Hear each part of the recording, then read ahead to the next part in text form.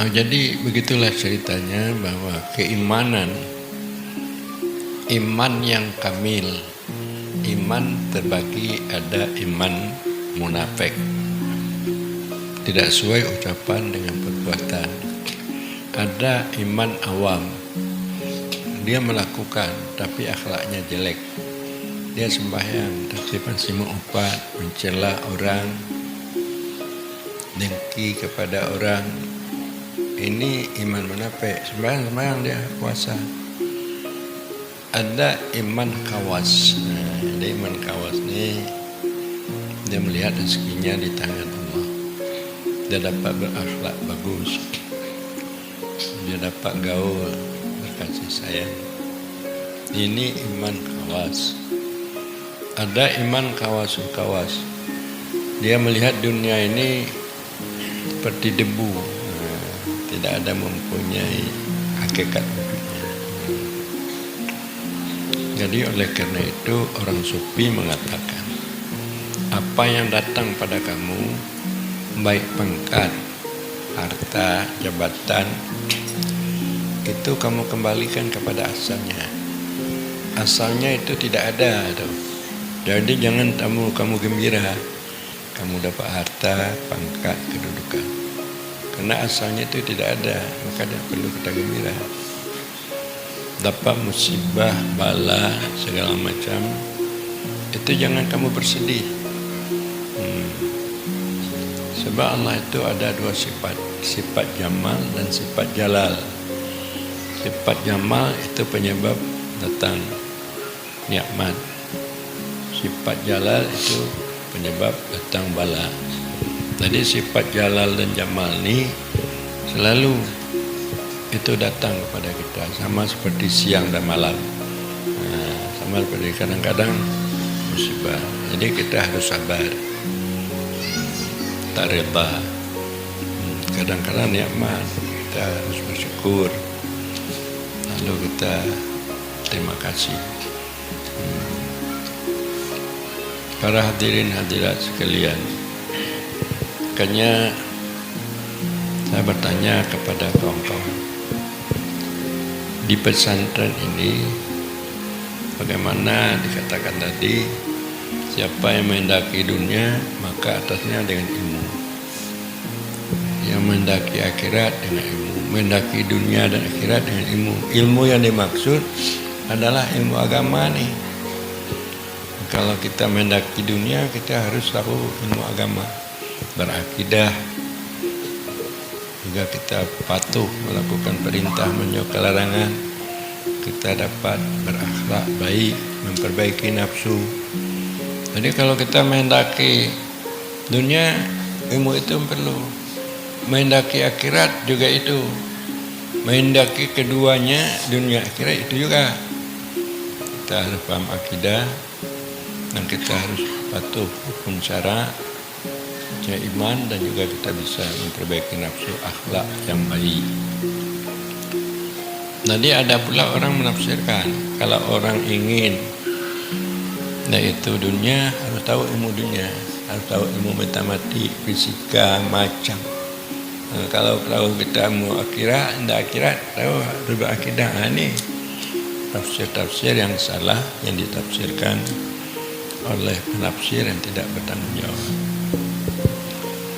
Para hadirin hadirat, kalau kita memang sudah tahu ilmu hukum fikih, hukum syara, akidah, tasawuf, akhlak, dan kita amalkan dong, kita praktekkan, kita amalkan dalam kehidupan kita sehari-hari, dalam kita mengerjakan salat, dan juga dalam praktek kita hari-hari, dimudahkan oleh Allah, dimudahkan oleh Allah dalam kehidupan kita. Dimudahkan artinya rezeki dimudahkan, apa masalah-masalah yang kita hadapi itu dapat dibantu oleh Allah, diselesaikan. Jadi sekarang saya bertanya kepada bapak-bapak, ibu-ibu, mana yang bagus, orang yang paham agama dengan paham negara? Paham agama. Mengapa juga kurang kita mencintai agama, menyerahkan anak kita pada agama, kepada negara juga, sekolah macam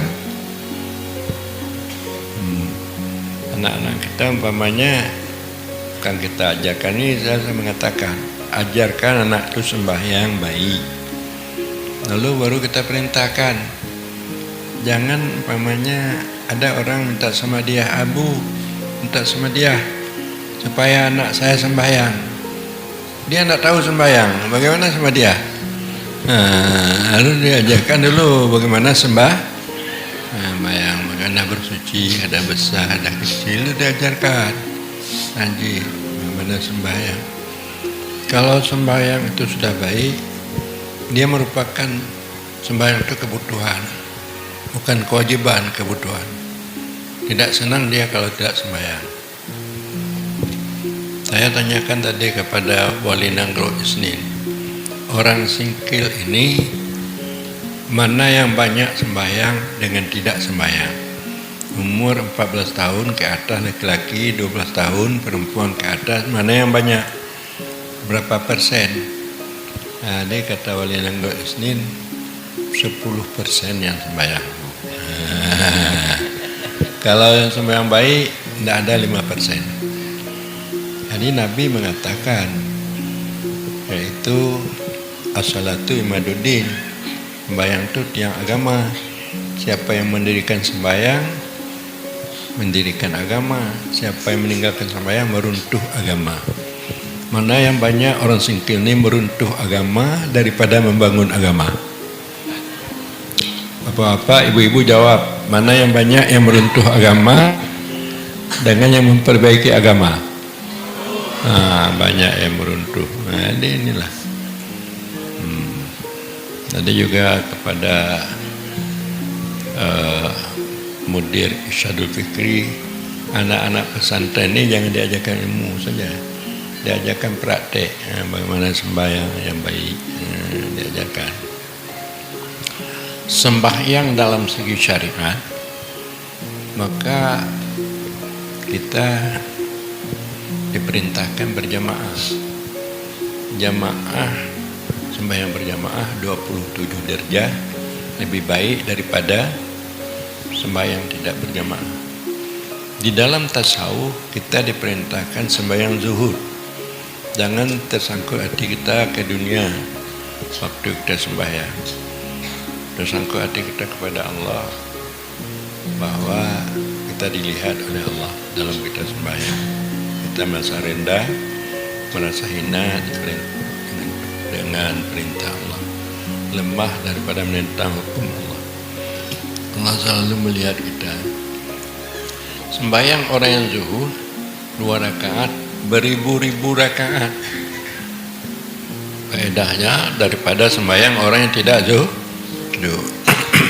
Kita sembahyang hati kita kepada anak, hati kita kepada suami, hati kita kepada dapur. Jadi sembahyang yang demikian itu wailul lil musallin alladzina hum an salatihim sahun. Celaka bagi orang yang sembahyang, yaitu mereka lalai dalam melakukan sembahyang. Qad aflahal mu'minun alladzina hum fi salatihim khashi'un. Menanglah orang yang sembahyang, yang mereka itu sembahyang khusyuk. Makna khusyuk ini patuh karena takut, patuh karena sayang. Kita terlihat nikmat Allah begitu banyak, sayang kita kepada Allah. Azab Allah begitu besar, kita takut kepada Allah. Jadi diajarkan itu supaya bisa sembahyang baik, sembahyang khusyuk. Itu sembahyang bertarikat namanya. Kalau kita bisa sembahyang karena cinta, itu sembahyang berhakikat namanya.